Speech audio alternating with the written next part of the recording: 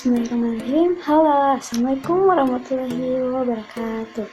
Perkenalkan, nama saya Wulan Yulianti dengan NIM 1802266. Saya dari Prodi PGSD UPI Kampus Purwakarta. Nah, saya akan menjelaskan sedikit mengenai pendekatan dalam pengelolaan kelas. Nah, sebelumnya, apakah kalian mengetahui mengenai pengelolaan kelas? Nah, pengelolaan kelas itu terdiri dari dua kata. Yang pertama itu ada kelola dan kelas. Nah, pengelolaan kelas merupakan suatu usaha guru untuk menciptakan lingkungan belajar yang kondusif bagi peserta didik agar tercapai tujuan pembelajaran yang efektif dan efisien. Nah, ketika kelas terganggu, guru berusaha untuk mengembalikan suasana belajar agar tidak menjadi penghalang bagi kegiatan pembelajaran yang sedang berlangsung. Lalu apa sih tujuan pengelolaan kelas tersebut? Nah, pada dasarnya tujuan pengelolaan telah terkandung dalam tujuan pendidikan. Tujuan pengelolaan itu sendiri memiliki tujuan untuk terciptanya suasana belajar mengajar yang kondusif serta nyaman tempat berlangsungnya kegiatan pembelajaran. Pendekatan dalam pengelolaan kelas. Pendekatan dalam pengelolaan kelas itu terbagi menjadi 10 poin. Yang pertama itu ada pendekatan otoriter. Nah, pendekatan otoriter itu menciptakan dan mempertahankan kedisiplinan peserta didik. Nah, dalam kegiatan pembelajaran, kedisiplinan merupakan faktor penentu dalam menciptakan suasana belajar yang kondusif. Guru harus menekankan pentingnya peserta didik untuk menaati peraturan. Biasanya, guru melakukan kesepakatan dengan peserta didik di awal pembelajaran, apa saja yang boleh dilakukan dan tidak boleh dilakukan. Yang kedua itu ada pendekatan intimidasi. Pendekatan intimidasi itu mengontrol tingkah laku peserta didik dengan cara memberikan ancaman kepada peserta didik. Nah, pendekatan intimidasi ini juga dilakukan dengan cara memberikan ancaman seperti melarang, sindiran, memaksa, dan ejekan. Nah, pendekatan ini dilakukan ketika sudah tidak dapat dikendalikan lagi suasana pembelajarannya. Lalu, pendekatan ini juga dilakukan dalam taraf kewajaran dan tidak berlebihan. Nah, lalu yang ketiga itu ada pendekatan permisif. Menekankan perlunya memaksimalkan kebebasan peserta didik. Guru hendaknya dapat memahami peserta didik dan memberikan peserta didik bertindak sesuai dengan yang diinginkannya. Dan campur tangan guru harus dikurangi dan hanya berperan sebagai pendorong mengembangkan potensi peserta didik. Nah, lalu yang keempat itu ada pendekatan instruksional. Pengajaran dirancang dilaksanakan dengan cermat akan mencegah timbulnya manajerial kelas. Pendekatan ini berpendapat bahwa manajerial yang efektif itu adalah hasil perencanaan pengajaran yang bermutu. Kegiatan belajar yang disesuaikan dengan kebutuhan dan kemampuan setiap peserta didik. Nah, peranan guru juga untuk merencanakan dengan teliti pembelajaran yang baik.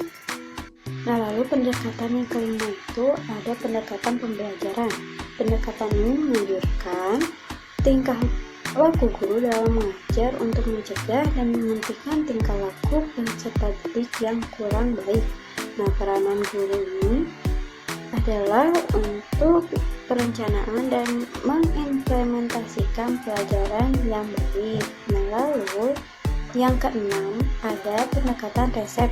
Nah, pendekatan ini berbentuk rekomendasi yang berisi hal-hal yang harus dilakukan dan tidak boleh dilakukan oleh seorang guru apabila menghadapi berbagai tipe masalah pengelolaan kelas, dan biasanya daftar tersebut terdapat di artikel. Lalu pendekatan yang ketujuh itu ada pendekatan perubahan tingkah laku. Nah, pendekatan ini didasarkan pada prinsip-prinsip psikologi behaviorisme. Nah, prinsip yang didasari dari pendekatan ini adalah perilaku sebagai hasil proses belajar. Perilaku ini berlaku bagi perilaku yang sesuai maupun menyimpang. Dengan demikian, peranan guru adalah untuk menguasai dan menerapkan keempat proses yang telah terbukti oleh kaum behavior, merupakan pengontrol tingkah laku manusia, yaitu yang pertama itu penguatan positif, yang kedua penghukuman, yang ketiga penghilangan, dan yang keempat penguatan negatif. Nah, lalu yang kedelapan itu ada pendekatan sosio-emosional.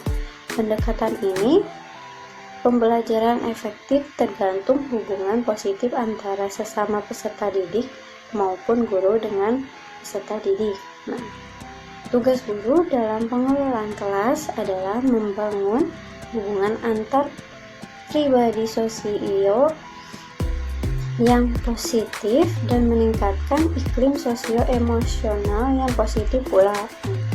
Kondisi sosio-emosional yang harus dibangun oleh seorang guru. Yang pertama itu tertanam sikap persahabatan guru dengan peserta didik, saling memahami dan saling percaya. Nah, yang kedua itu tercipta kondisi yang menyebabkan peserta didik sadar akan kesalahannya. Lalu yang ketiga itu ada terciptanya hubungan baik antara guru dan peserta didik yang senantiasa gembira, senang, bahagia, dan sebagainya.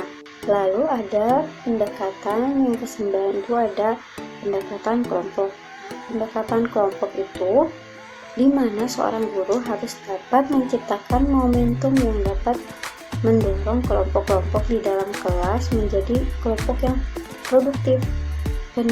Pendekatan ini pula mengharuskan seorang guru mampu menjaga kondisi hubungan antar kelompok agar dapat berjalan dengan baik dan lancar. Nah, lalu pendekatan yang terakhir ada pendekatan dialektis. Pendekatan ini menekankan pada potensialis, kreativitas, dan inisiatif guru dalam memilih berbagai pendekatan berdasarkan situasi yang dihadapinya. Nah, penggunaan pendekatan itu dalam suatu situasi mungkin dipergunakan salah satunya, dan dalam situasi lain mungkin harus mengkombinasikan. Pendekatan ini pula menciptakan dan mempertahankan suatu kondisi memungkinkan proses belajar mengajar secara efektif dan efisien. Nah, kesimpulannya adalah pengelolaan kelas yang baik sangat efektif untuk membentuk nilai karakter bangsa, sebab jika seorang guru dapat mengimplementasikan pengelolaan kelas dengan baik di dalam kegiatan pembelajaran, maka akan menghasilkan suasana pembelajaran yang baik. Lalu berdasarkan pembahasan yang di atas, maka dapat disimpulkan bahwa pengelolaan kelas itu merupakan seperangkat perilaku yang kompleks di mana guru menggunakan untuk menata dan memelihara kondisi kelas yang akan memampukan para siswa mencapai tujuan pembelajaran secara efektif. Sekian dari saya, kurang lebihnya mohon dimaafkan. Semoga dapat bermanfaat untuk kita semua. Wabillahi taufiq wal hidayah. Wassalamualaikum warahmatullahi wabarakatuh.